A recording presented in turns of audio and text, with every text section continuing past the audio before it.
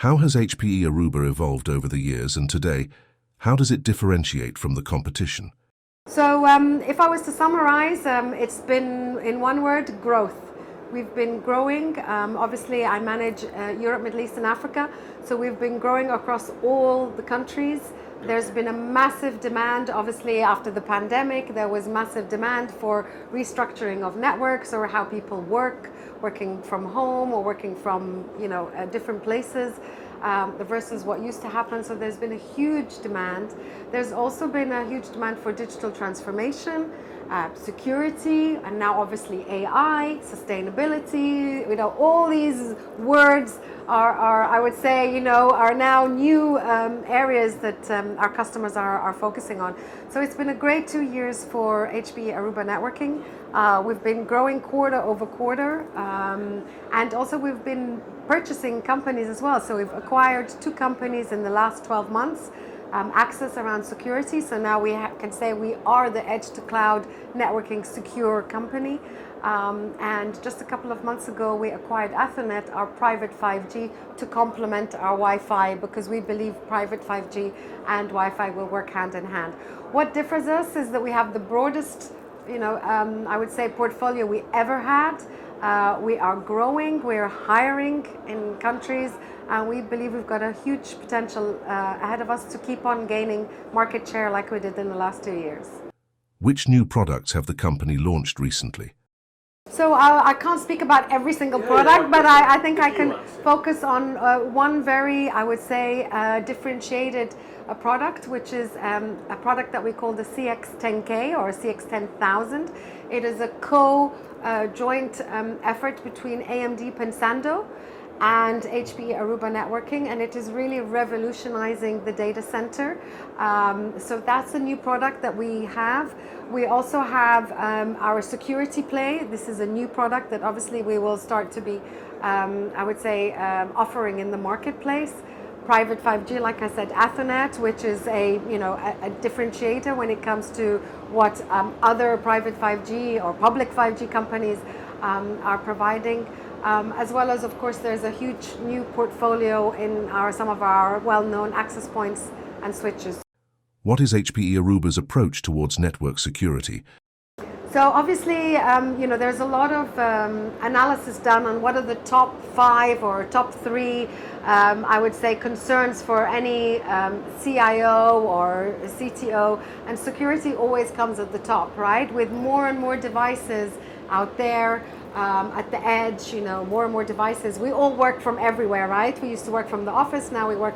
So there's more, I would say, more devices, and therefore security is becoming more and more important. And we offer a lot of things now with our access security, which we call is VPN on steroids, or we call zero trust. So what we do is we do gateways or I would say stop areas where we see who is using which app, and based on that we allow them to access the internet or access our network or not. So we're doing a lot of areas to make sure that the network is secure. And with the latest acquisition that we have, we are now, one of the most important secure network players in the industry. So, I just want to mention zero trust is very, very important for us. So we don't trust anyone. You need to, pass a lot of, let's say, approvals to be able to access the network. And how does it help organizations to secure themselves? What role is HPE Aruba playing in edge-to-cloud security?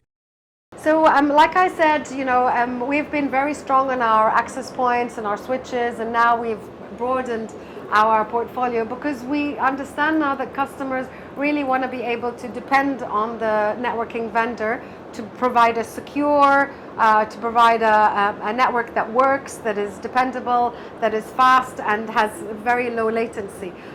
So that's why we broadened our portfolio to be able to provide that. And today we provide a lot of our customers network as a service. We try to take away from our customers the hassles of hiring new employees or putting CapEx, and we try to make sure that we can offer to our customers OpEx models or network as a service models as well.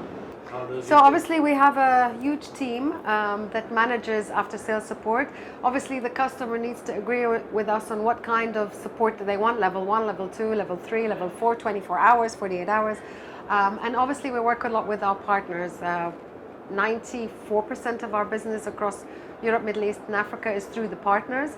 So in some cases we provide the service or we depend on our partners to provide the service. But obviously it's a big part of what we do. We also have a new team called Customer Success. So we make sure that the customer is utilizing all the features of the solution to make sure that they're really benefiting from everything that they purchased from us. In the backdrop of UAE hosting COP28, what is your policy or approach towards environment and sustainability? I'm proud to say that Hewlett and Packard, the founders of the company, have always had this at top of mind in terms of how do we impact the environment. So if I could mention something, so all our products have, first of all, the company has a CO2 emissions agenda in mind for 2040 and 2030. So we've already set out that we want to be zero net emissions in 2040. All our products, when they're produced, we make sure, or as much as we can, that they could be recycled, so they could be dismantled and then recycled again. So that helps the planet. We also work with suppliers and logistic companies that also have a sustainability in mind.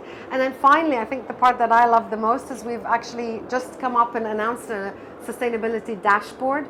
So you as a customer can go on a dashboard and see which products are utilizing more electricity. Do you have a meeting room that no one's sitting in, whether you have the lights on, through with the sensors we can turn off the lights. So it's really using our technology to make sure that your other devices that consume electricity are managed and taken care of, so that you as a customer, they can decrease their sustainability or decrease their carbon dioxide emissions as well. What's next for HPE Aruba? Growth, growth and growth. Obviously, I can't share with you what new technologies we're going into, but we really believe that we have the perfect pyramid in terms of, the product.